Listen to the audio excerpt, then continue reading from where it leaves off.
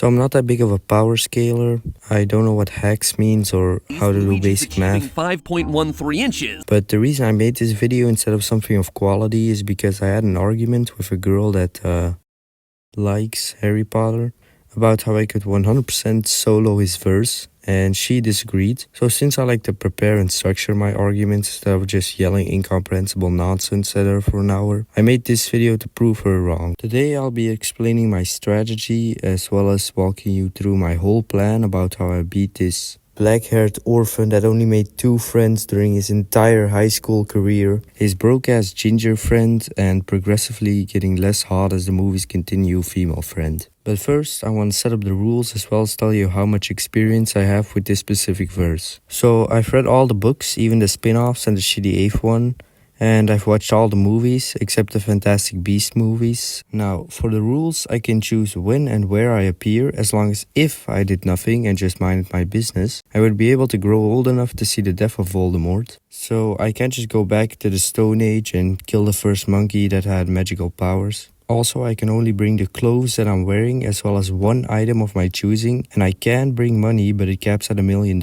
And finally, I only have to beat Voldemort and his goons, and I have to try to minimize casualties among non-Death Eaters. But that's not fair. Yes, it is. Otherwise, I could just spawn under Hogwarts during the battle with a nuclear bomb and just win. Okay, now let's go over the plan. First of all, I would appear in the good old United States of America with a debit card with $1 million on it. And as for when I appear, I choose 1986. So then I buy a shit ton of Oracle stock for 5 cents a piece, so that's 20 million shares. I wait till it's 1995 where my stock is suddenly worth $50.6 million. I guess you'd call me the Lupin of Wall Street. Oh, brother, this guy stinks! Do you mean I stink like a doxy? Get the fuck off the stage! So then, since we're in glorious America, I buy as many firearms as I can and illegally bring them over to England. I also buy 5 buckets of ants, they'll be important later. Now, I arrive in England and walk straight into London Station at like 11 PM and start leaning against the wall that indicates Station 9. Now, as more wizard parents start showing up,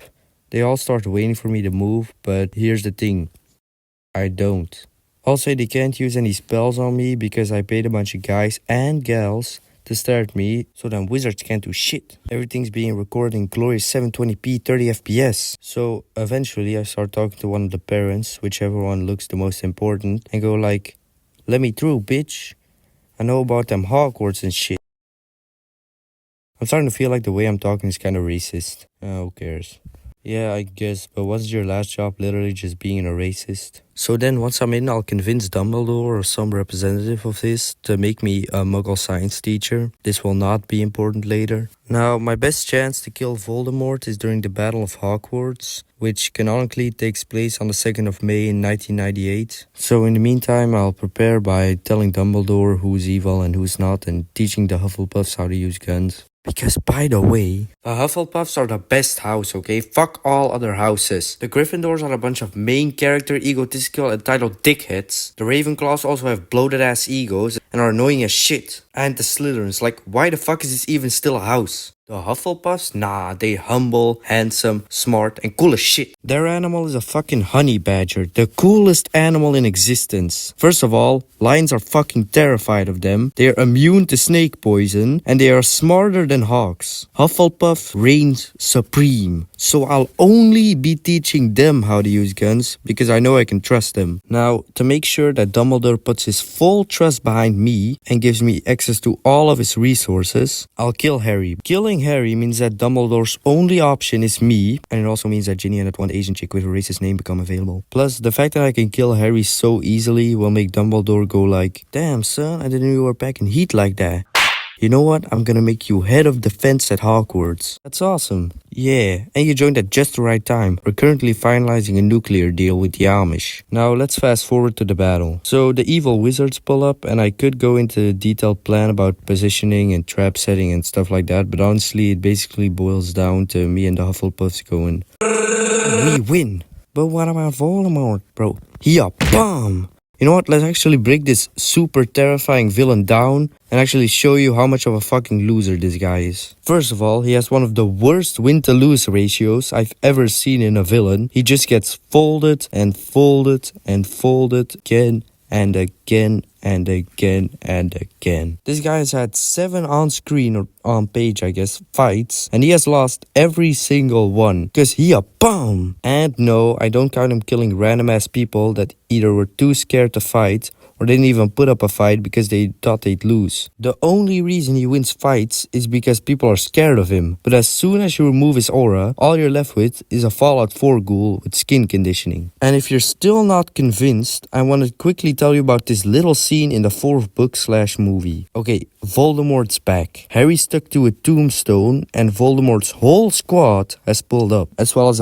having a guy with a Winter Soldier arm. And this motherfucker still loses. Harry escapes by first beating his bum ass in a fight and then running all the way back to the teleportation trophy while he is dragging a 200-pound teenager with him. And his army of racists just stand there doing jack shit while he runs to the trophy. This motherfucker sucks. And don't hit me with that, oh, but they didn't do anything because Voldemort wanted to kill Harry himself. First of all, Voldemort didn't do shit either. And second of all, his goons could have at least, I don't know, moved the fucking trophy or hit Harry with any type of spell to slow him down or just fucking kill him. Nah, he's one of the most bum-ass villains I've ever seen. Like this guy on the same level as Kang from Ant-Man 3. Speaking of ants, remember how I bought like 5 buckets filled with ants? No? You were busy doing something else and you just put this video on as background noise? Okay then, I need something to cheer me up. Oh yeah, ants. So before the battle I forced a bunch of kids, hired a few interns to cut off these ants' limbs and bitey thingies and then use a sleeping spell on them. Or I guess it would have been more logical and humane to make them go to sleep beforehand, but you know, who cares. Then we take the ants and make a full bodysuit out of it. So now all of their spells do jack shit because they infect the ants and not me. I'm fucking...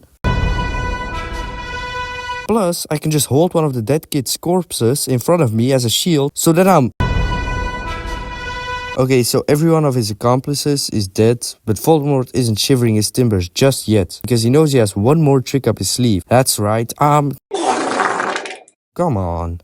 Well, anyways, this means you can't directly kill me. So what are you gonna do now, huh? Eat this, Avada...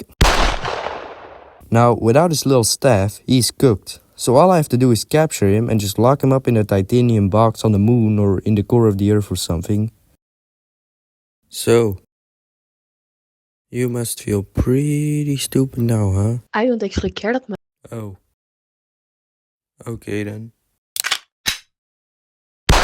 No one man should have all that power. The clock's ticking, I just count the hours.